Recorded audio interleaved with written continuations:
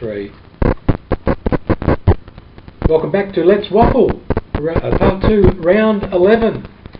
John, umpires. I never like to talk about them, never like to write about them, to be honest, but... well, we won't be writing about them very much, but the men in yellow, the men in green, or the men in orange, whatever well, they are. men in fluoro orange on Saturday. I just wanted to say, I saw one of the best performances of umpiring I have seen in many years in the WAFL or the AFL. John, could you come back? Someone's taking your spot in here. It is remarkable, and I'll certainly balance it up in a minute, Ross, but I just thought there was a game in which Craig Hendry, who's the best umpire, I mean, he's 300 plus games, he's the best umpire in the WAFL by a fair margin.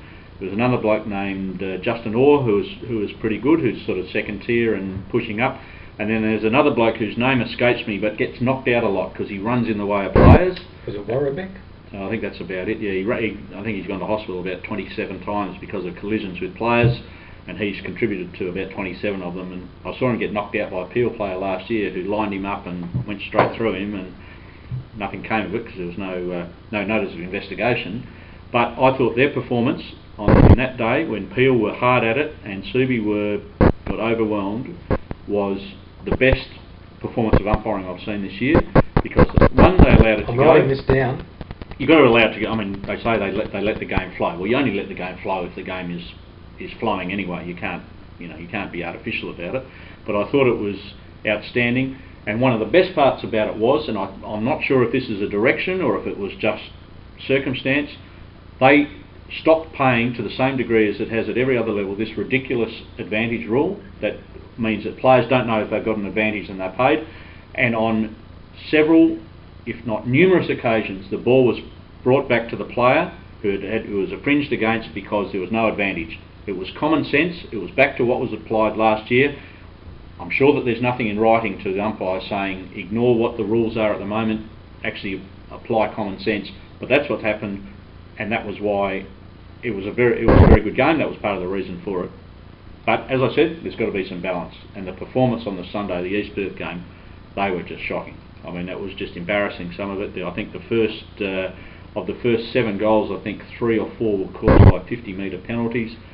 When 50-metre penalties and neither player knows what it's for, the infringing and the non-infringing player know what's going on, every other player doesn't know what's going on, and it's a niggly game anyway, which means that you know that it's going to get ugly, and it was lucky it didn't. I thought the game had the potential to get ugly, and then Perth just got rolled in the second half, so there wasn't any real need to do it. But the balance, the swap, or the difference between Saturday and Sunday was quite remarkable. I think there was a reasonably senior umpire on Sunday, and the other two probably weren't so. But as I said, Saturday that performance by Henry and the other blokes was outstanding, even by the bloke who runs into players a lot. Now, John, the other thing about umpires, and this is probably just off on a little bit of a tangent, but the tribunal this year, is it true that there's only been one player suspended for a match? He accepted the penalty, and my mail is that he's since regretted that bitterly, and understandably so, because I think 9 reports, 8 reprimands. Including reprimands for striking. Now, how can you have, in my book, if you're guilty of striking, that means it's a match. It's hard to have a lighter degree of striking, isn't it? It's completely against the rules of Australian football. Yeah, that's funny. I didn't go to the Dylan Robertson one last week, but I was outside it, and I know that certainly the evidence given by the player, maybe the player's evidence wasn't, but the umpire's evidence was clear and equivocal, according to him, that I saw the strike, I said, you've struck him, I reported him for striking, it was acknowledged. I think they actually downgraded the charge from striking to rough conduct. Everything's rough conduct, isn't it? And they're just pigeonholing everything now into rough conduct. But the interesting thing there was that Freo had 2 observers too. So East Perth represented Robertson in that one, as they should, because he's playing for them, but Freo had a couple of observers there, I'm sure, whose hands would have gone up if there was need to. Might have been some phone calls. Strange situation, but there's been a couple more this week, so maybe it's things are about to change. Now, John, we forgot to mention where we are this week, since we do travel around the WAFL and to the different clubs and some of the pubs too around the place. Where are we today?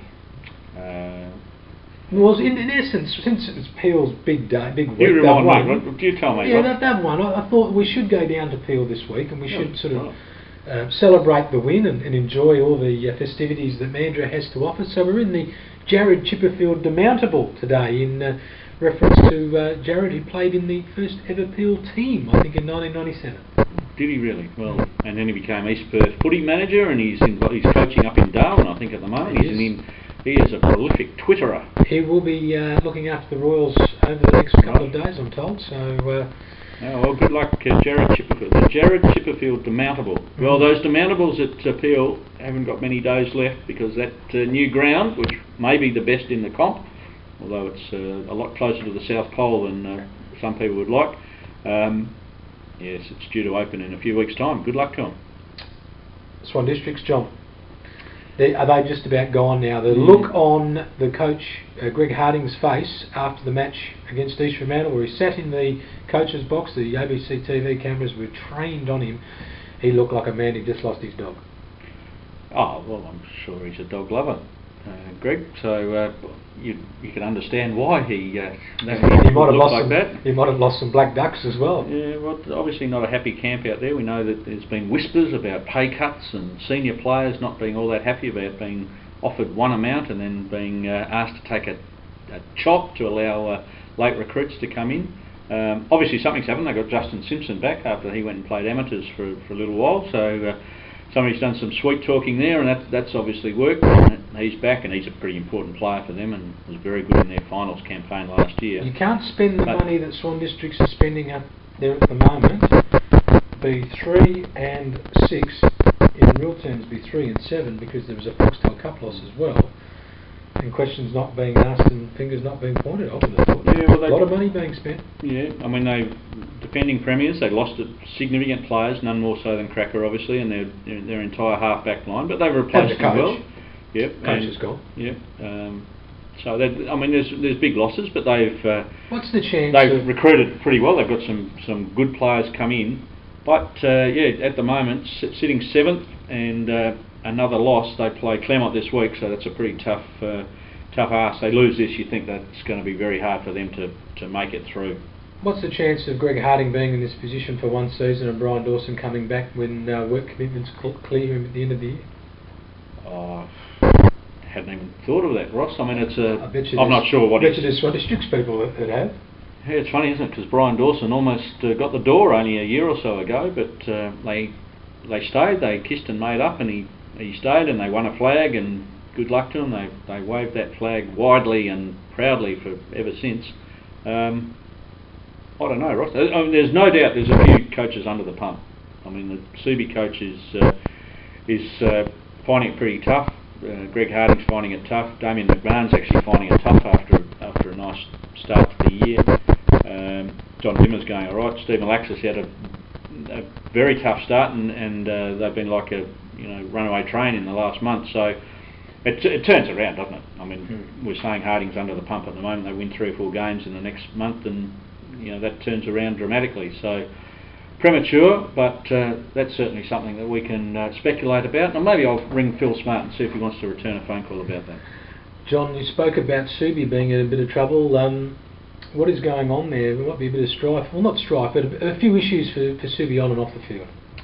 Yeah, they're not going as well as they would have liked. I mean, we talked about the game against Peel when they got rolled and they launched their club history, diehards, the glory years. There weren't not much glory out in the field. They had some multiple premiership players back, and they named their team of the decade, only premiership players eligible for it. It's a pretty bad day actually for them to lose. They've got a few issues, no doubt. The ground, their lease at Subi, or their arrangement at Subi Oval is coming to an end this year, so that's being negotiated at the moment, and not that successfully, we hear. The only thing is that they have a 21-year option to remain in their facility, not have the tickets at in the old club rooms. They might be all right, because it could be 21 years before we get a new stadium. They might be able to see this lease out. I heard the sports minister, Terry Waldron, who was he actually launched the book, but I heard him, he said that just before the book launch on Saturday, that it'll be 5 years if everything goes according to plan and they approve a stadium and the money's found, it'll be 5 years before the first ball is kicked at a new stadium, no matter where it is. I'll put it down. That within 5 years, we do not have a stadium in Western Australia. Okay, yeah, well, there you go. He did say it won't be 5 years, so it won't be for at least 5 years. So yeah, Subi will continue on for a while yet. Subi Footy Club have a very strong arrangement, obviously. Sorry, there's some moths flying around now, and I've taken the wallet out. Yeah, I thought, just you East Perth blokes, they're out of the woodwork at the moment, and they're, the wallets are out, aren't they, just to celebrate a win. Couple of cans of emu export, and we all go silly. Yeah, beat the bottom team, and East Perth fans go berserk. Geez, there's some funny looking. It's another story, but there's some interesting looking ones there on Sunday. Subi Oval and Subi Footy Club. There's work to be done there, I think, on what's happening, which leads into the the AFL reserves team. So they are. There's it's all about this, isn't it? Yeah, there's some big decisions for the Commission at the moment that need to be made in the next several months, I suppose. Over the reserves is one, the fate of Subi Footy Club's arrangement with the ground, what's going to happen to the ground, whether it's going to stay there, how much control they have over a new footy stadium, if and when one is built. The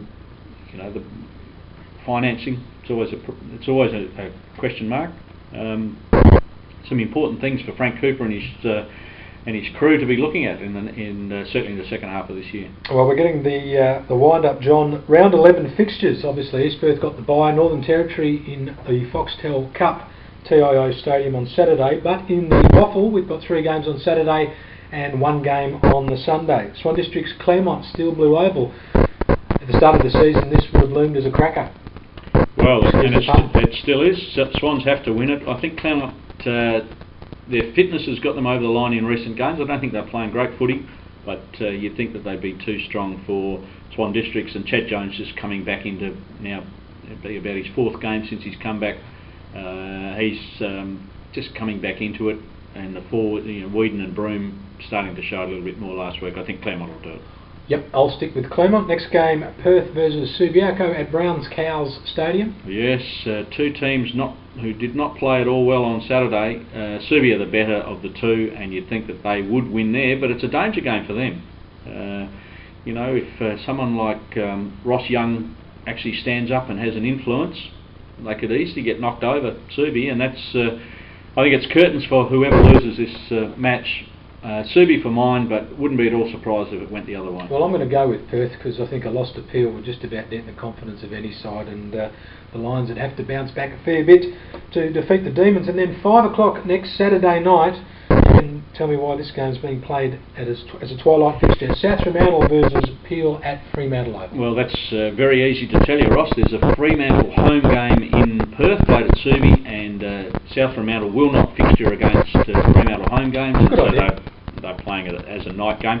It's unfortunate. Well, though give Peel their due, they performed well last week.